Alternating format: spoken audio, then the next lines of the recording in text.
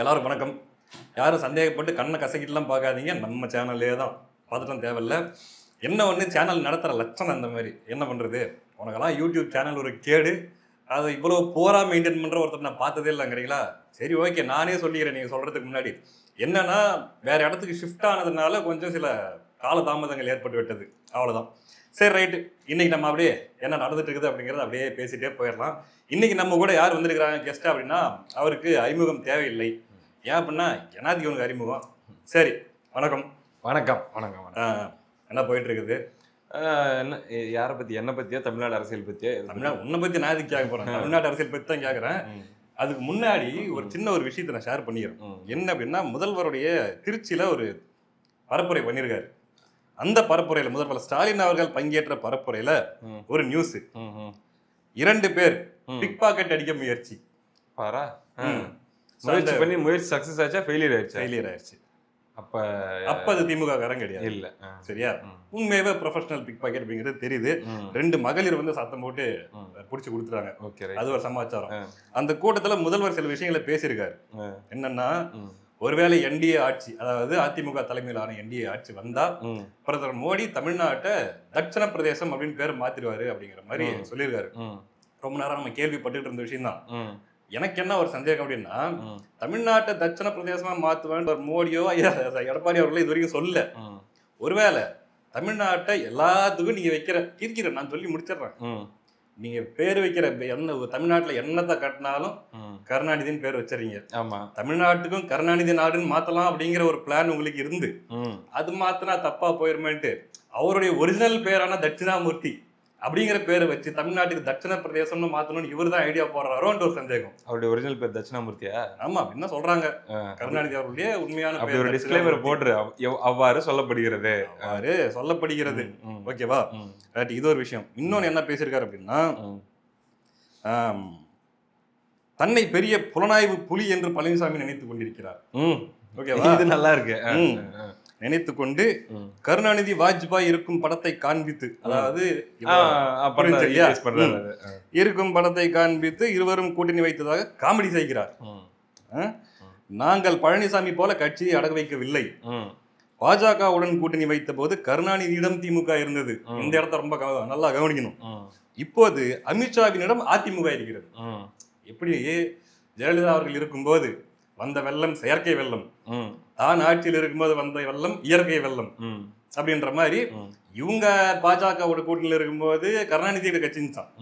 இப்ப அதிமுக கூட்டணி வச்சப்ப அமித்ஷா கையில போயிடுச்சான். ஓகேவா? அடுத்து இது இன்னும் உச்சம். தான் ஒரு மங்குனி என்பதை மணிக்கு ஒரு முறை பழனிசாமி நிரூபித்து வருகிறார். நல்லா தெரியுது இது எழுத்துறதெல்லாம் யாரு அப்படின்ட்டு. ஐடி விங்ல இருக்கக்கூடிய அல்லு செல்லுகள். நம்ம என்ன சொல்லுவார் இல்லையா, மாணிக்கம் தாக்கூர் அல்ற சில்ற ஐடி விங்னு எழுதுவார் இல்லையா, அந்த ஐடி விங்ல இருக்கக்கூடிய சின்ன பசங்க சும்மா ஃபேக் ஐடி வச்சு இந்த மாதிரி டயலாக்லாம் யார் போய் பேசுவாங்க? வடிவேல் காமெடின்னு நல்லா பாரு. எரிதிடி மாலா ஃபேன போடு, அப்புறம் தன்னை ஒரு மங்குனி அமைச்சர் என்று நினைத்துக் கொண்டிருக்கிறார், 23ஆம் புலிகேஸ், நிறைய பார்த்தீங்கன்னா இந்த வடிவேல் டெம்ப்ளேட் எல்லாம் அவர் வந்து யூஸ் பண்ணி ஐயா ஸ்டாலின் அவர்கள் பேசுறதுக்கு காரணம் நல்லாவே தெரியுது. யாரோ அவங்க தான் எழுதி தராங்க அப்படின்ட்டு, அவங்க தான் எழுதி கொடுக்குறாங்க. அதாவது யூத்து கிட்ட போய் பயங்கரமா ரீச் ஆகும் அப்படின்னு சொல்லி அவங்க ஏதோ பண்ணி தராங்க போல இருக்குது. ரீச் ஆயிடுச்சு இல்லையா உங்ககிட்ட? யூத்துன்னு சொன்னேன் அப்படிங்கிறது. ரைட். இதுக்குள்ள நான் வரல. சரி, அதிமுகவை தவறான பாதைக்கு கொண்டு செல்வதால் அக்கட்சியிலிருந்து விலகி திமுகவில் வந்து இணைகிறார்கள். அதிமுகவை நான் உடைக்கிறேன்னு சொல்றாருலாம் இப்பெல்லாம் பேசிட்டு இருக்கிறாருன்னு வச்சுங்களா. சரி, ஆனா என்ன பார்க்கும்போது அப்பட்டமா தெரியுது அப்படின்னா, அடிக்கடி எடப்பாடி பழனிசாமி சொல்லுவாரு பொம்மை முதல்வர் அப்படின்ட்டு. அதே மாதிரி சவுக்கு சங்கர் கூட சொல்லுவாரு, இருக்கிறதுல இதுவரைக்கும் இந்த மாதிரியான ஒரு டுபாகூர் முதல்வரை நான் பார்த்ததே கிடையாது. என்ன எழுதி கொடுத்தாலும் படிச்சிருவாரு. ஆக ஸ்டாலின் பதவி விலக வேண்டும் எழுதி கொடுத்தாலும் படிச்சிருவாரு அப்படின்ற மாதிரி தான் இருக்குது அவருடைய நிலைமை. ஆனா என்ன இதை பாக்குறவங்களுக்கு இவர் என்னதான் எடப்பாடி பழனிசாமி அப்படி இப்படின்னு 1008 சொன்னாலும் நடந்துட்டு இருக்கிறது நமக்கு நல்லாவே தெரியுது. கூட்டணி கட்சிகள் அவர் எப்படி டீல் பண்ணிக்கிறாரு, இவர் எப்படி டீல் பண்ணிக்கிறாரு அப்படிங்கிறதெல்லாம் நல்லா தெரியுது. இது டெல்லி அடிமைன்னு சொல்றதுக்கு தான் நம்ம ஏற்கனவே சொல்லிட்டோம். மத்தியில் நான் மக்கள்கிட்டே கேட்குறேன், இந்த இடத்துல இந்த வீடியோ பார்த்துட்டு இருக்கிற எல்லாருக்கும் ஒரு பொது அறிவு கேள்விலாம் இல்லை, உங்களுடைய கணிப்பு என்னன்னு சொல்றீங்க நீங்க? இப்போ அதாவது ஒரு வேளை சினாரியோவை பார்த்துக்கோங்க, காங்கிரஸ் மத்தியில் ஆட்சியில் இருக்கு, நடக்காது ஒரு பேச்சுக்கு சொல்றேன், ராகுல் காந்தி பிரதமராக இருக்காரு. இந்த சூழல்ல இங்க தமிழ்நாட்டில் சட்டமன்ற தேர்தல் நடக்குது. இப்ப திமுகவுக்கும் காங்கிரஸுக்கும் நடுவில் கூட்டணி பேச்சுவார்த்தை நடக்குது. எத்தனை சீட்டு காங்கிரஸுக்கு திமுக கொடுத்துருக்கோம் அல்லது திமுக கிட்ட இருந்து காங்கிரஸ் புடுங்கிருக்கும் அப்படிங்கிறத நீங்க சொல்லுங்க. ஏன்னா அவங்க 10 வருஷமா ஆட்சியிலே இல்லாம காங்கிரஸ்னு ஒரு கட்சியே இல்லாம இருக்கும்போதே 28+1 அப்படின்னு சொல்லி திமுக கிட்ட அவங்க வாங்கியிருக்காங்க. ஒருவேளை 2011 டைம்ல இருந்த மாதிரி அப்படி இருந்தாங்கன்னா எத்தனை சீட்டு கொடுத்துருப்பாங்க?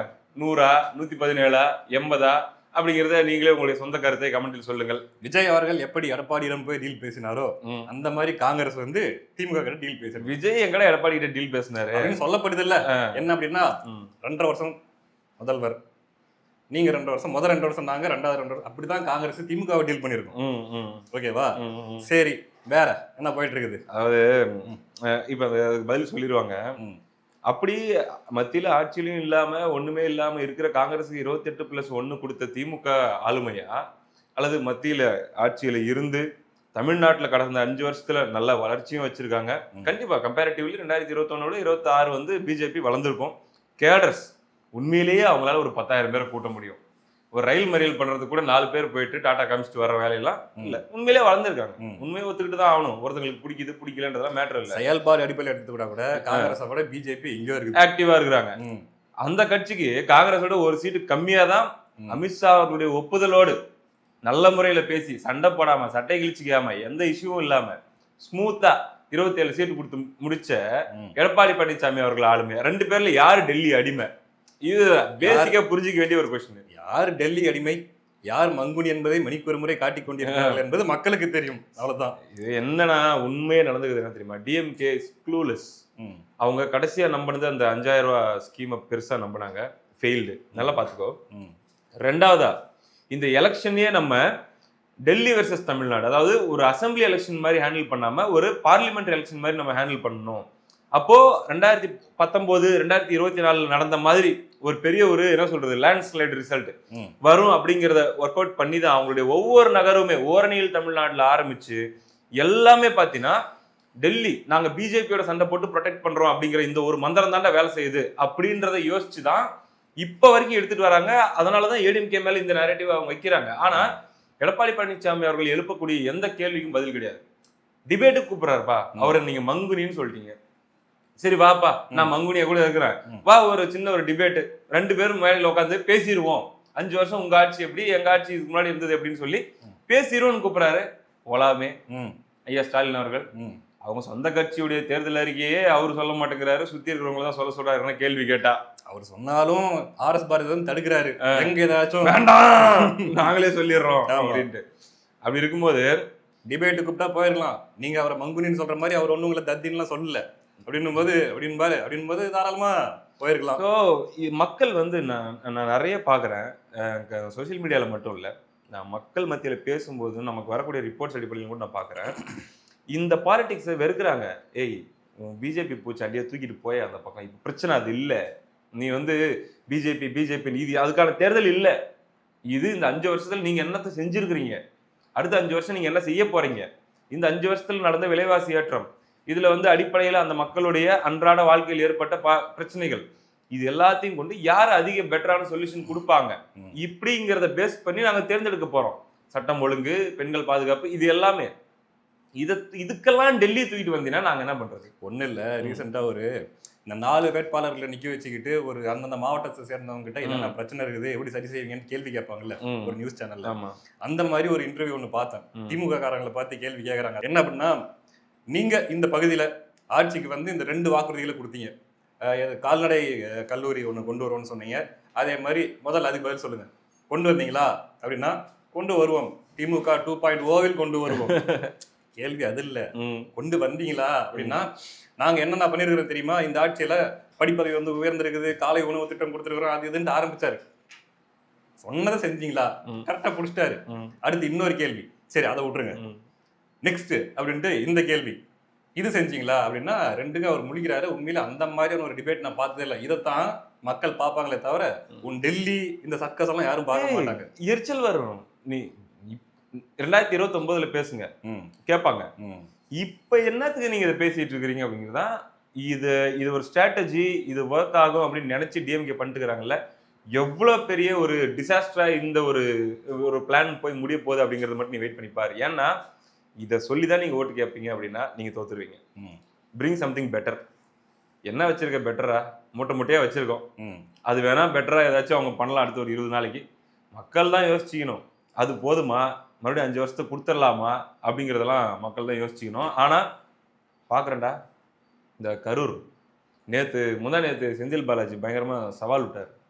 1,00,000 பேர் கரூர்ல கூட போறாங்க, எங்களுடைய தலைவர் வராரு, மதசார்பற்ற எங்களுடைய கூட்டணி சார்பில் எல்லாருக்கும் நாங்க ஓட்டு கேட்டு இந்த 4 தொகுதிகளுக்கு சேர்ந்து பரப்புரை நடத்த போறோம்னு சொல்லி கூட்டினாங்கடா. கூட்டம் பயங்கரமான கூட்டம் பார்த்தேன், சோசியல் மீடியால பார்த்தேன்.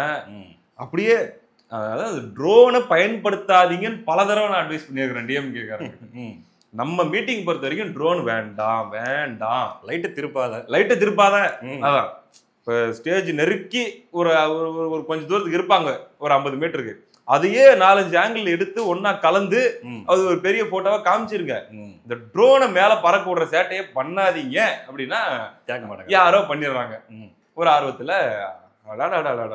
ஏர் டிரான்ஸ்பிளான்ட் பண்ண வேண்டிய தலை மாதிரி இருக்குதுடா. நான் வந்து குறையா சொல்ல, நாளைக்கு நமக்கு கூட அந்த பிரச்சனை வரலாம். அப்படி ஒரு நிலை இருந்தால் எப்படி இருக்குமோ அப்படித்தான் அந்த கூட்டம் இருக்குது. பல சேர் தான் தெரியுது, அங்கொன்றும் இங்கொன்றுமாக மக்கள்.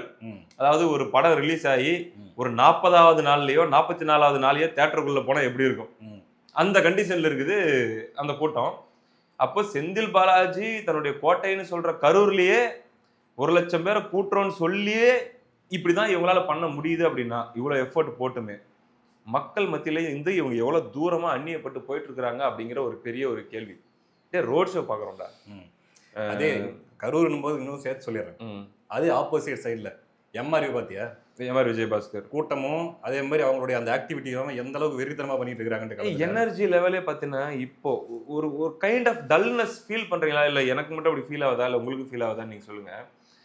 என்டையர் டிஎம்கே கேம்ப்ல அவங்களுடைய அலைன்ஸ்ல இருந்து, அவங்க சீட் ஷேரிங்ல இருந்து, அவங்களுடைய கேம்பெயின்ல இருந்து எல்லாத்துலயுமே ஏதோ ஒரு விதமான ஒரு சுணக்கமும் ஒரு டல்னஸும், ஏதோ ஒன்று செல்ஃப் எடுக்கல, ஒரு மொமெண்டம் அவங்களுக்கு பிக்கப் ஆகல அப்படிங்கிறத நீங்க ஃபீல் பண்றீங்களா?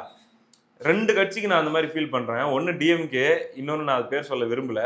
2 கட்சிக்கு நல்ல எனர்ஜி நான் ஃபீல் பண்றேன். ஒன்னு ஏடிஎம்கே, இன்னொன்னு டிவிகே. ஓகேவா? ஸோ அது அந்த மொமெண்டம்னு சொல்லுவாங்க. அவங்களுக்குரிய அந்த டார்கெட்டட் அந்த பீப்புள் ஆகட்டும், அந்த கூட்டம் ஆகட்டும், அதாவது எனர்ஜெட்டிக்கா இருக்கிறதாகட்டும், அதுதான் முக்கியம். இப்போ கருத்து கணிப்பு, அப்புறம் இந்த சர்வே, இதெல்லாம் 2ஆம் பட்சம். இங்க யாரு இருக்கிறாங்க, இவ்வளவு எத்தனை பெர்சன்டேஜ் வராங்கன்னு சொல்றதெல்லாம் கூட 2வது பட்சம். அவங்க கான்ஃபிடன்ஸ் லெவல் எப்படி இருக்குது? பயங்கர பாசிட்டிவ் நான் பாக்குறேன். டிவிகே காரங்கிட்டையும் பாக்குறேன். நான் என்னுடைய பர்சனல் ஒப்பீனியன் கேட்டா, நான் வந்து வித்தவுட் பயஸ்னா எனக்கு ஆட்சி மாற்றம் வேணுங்கிறது நான் ஸ்ட்ராங்கா இருக்கேன். டிவிகேவால இந்த தடவை கவர்மெண்ட் ஃபார்ம் பண்ண முடியும் அப்படின்னா, முடியுமான்னு என்கிட்ட கேட்டா, ஒருவேளை காங்கிரஸ், விசிக, இந்த கூட்டணி எல்லாம் அப்படியே திரும்பி வந்துருந்துச்சு, இந்த 2 மாசத்துக்கு முன்னாடி அப்படி ஒரு மேஜிக் நடந்துருந்துச்சு அப்படின்னா, கண்டிப்பா விஜயால கவர்மெண்ட் ஃபார்ம் பண்ணிருக்க வாய்ப்பு நிறையவே இருந்திருக்கும். டிஎம்கே ரொம்ப படுபரிதாபமா 3வது இடத்துக்கு போயிருக்கும்.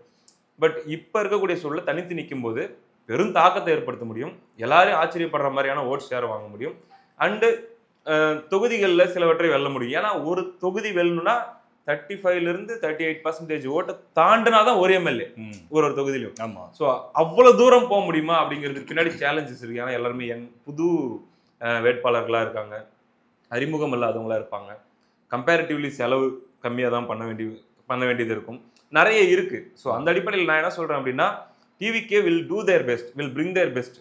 ஆனா அந்த கவர்மெண்ட் ஃபார்ம் பண்றதுக்கான ஒரு வாய்ப்பு ஆப்போசிஷன்ல இருக்கிற 3 பேர்ல வந்தா யாருக்கு வரலாம் அப்படின்னா, ஏடிஎம்கே அலைன்ஸுக்கு தான் வரலாம்.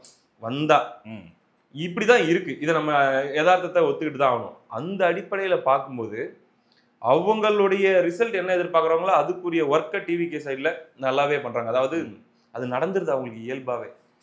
இன்னொரு பக்கம் ஏடிஎம்கே எவ்வளவு தூரம் அவங்க மேல விமர்சனங்கள் வைக்கப்பட்டு வந்துச்சு, ஆக்டிவிட்டி இல்ல, ஒரு மாதிரி டல்லா இருக்குன்னு சொல்லிட்டே இருக்கும்போது, அந்த எலெக்ஷன் நெருக்கத்துல அவங்க ஒண்ணு பண்ணுவாங்க. அதுவும் குறிப்பா ஜெயிச்சிருவோமோ, இந்த வாட்டி கவர்மெண்ட் ஃபார்ம் பண்ணிடுவோமோன்னு அவங்களுக்கு ஒரு இன்ஸ்டிங்க்ட் வந்துருச்சு அப்படின்னா வேற மாதிரி வேலை செய்வாங்க. இப்ப ஒண்ணும் இல்ல, இப்ப இன்னைக்கு 20 நாள் இருக்குது போலிங்க்கு. இந்த 20 நாளைக்கு முன்னாடி வரைக்கும், இப்ப ஒரு உதாரணத்துக்கு கொங்கு இருக்குன்னு வச்சுக்கோங்க, கொங்குல அவங்க ஹை லெவல் ஸ்ட்ரைக் ரேட் எதிர்பார்ப்பாங்க, அதே மாதிரி நார்த்ல எதிர்பார்ப்பாங்க. ஏன்னா அந்த 2 ஜோன்ல இருந்து பெரிய நம்பர் ஆஃப் சீட்ஸ் எடுத்துட்டா மற்ற ஜோன்ல இருந்து வரதை வச்சு கவர்மெண்ட் ஃபார்ம் பண்ணிடலான்றது அவங்க கணக்கா இருக்கும். ஸோ இப்போ கொங்கு பாக்குறாங்க, நார்த் பாக்குறாங்கன்னு வச்சுக்கோங்க. ஒரு உதாரணத்துக்கு சொல்றேன், அவங்களுடைய ஸ்ட்ரைக் ரேட் வந்து ஒரு 60-65 இருக்கு. ஸ்ட்ரைக் ரேட்னா என்ன தெரியும், பர்சன்டேஜ் சொல்ல ஸ்ட்ரைக் ரேட். ம். அவங்க அதை அடுத்த 20 நாளைக்குள்ள 75 to 80 ஆக்கணும். ம். அப்ப எந்தெந்த தொகுதியெல்லாம் நம்ம 2% 3% வித்தியாசத்துல பின்தங்குறோம் அப்படின்றத பார்த்து பயங்கரமா அதுல ஒர்க் பண்றோம் அப்படிங்கறத அவங்க சொல்றாங்க. நம்ம பேசும்போதே அவங்க சொல்றாங்க. ம். ஸோ எனர்ஜி லெவல் ம். இவ்வளவு தூரம் வந்துட்டு வரும்போது இதையும் சேர்ந்து தட்டி நம்ம கவர்மெண்ட் ஃபார்ம் பண்ணிடணும் அப்படிங்கிற அந்த எனர்ஜி லெவல் அது எடப்பாடியார் அவர்களுடைய பிரச்சாரங்கள்ல பார்க்க முடியுது. ம். ஒரு ஸ்பீச் டெலிவரி பண்ற விஷயத்துல அவரை எவ்வளவு இம்ப்ரூவைஸ் பண்ணியிருக்காரு.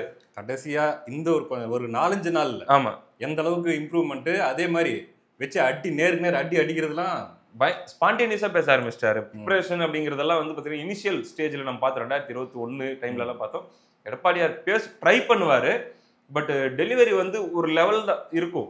ஆனா இப்ப அந்த 2021 26 கம்பேர் பண்ணும்போது பயங்கர கம்ஃபர்டபுள் ஆயிட்டாரு, கிரௌடோட மிங்கிள் ஆயிட்டாரு. குறிப்பா அந்த எழுச்சி பயணம் ஆரம்பிச்சதுக்கு பின்னாடி ஆமா, டே பை டே பாத்தீங்கன்னா அவர் பொசிஷன் பண்ணிட்டே வர்றாரு அண்ட் சேலஞ்ச் பண்ணிட்டே இருக்காரு.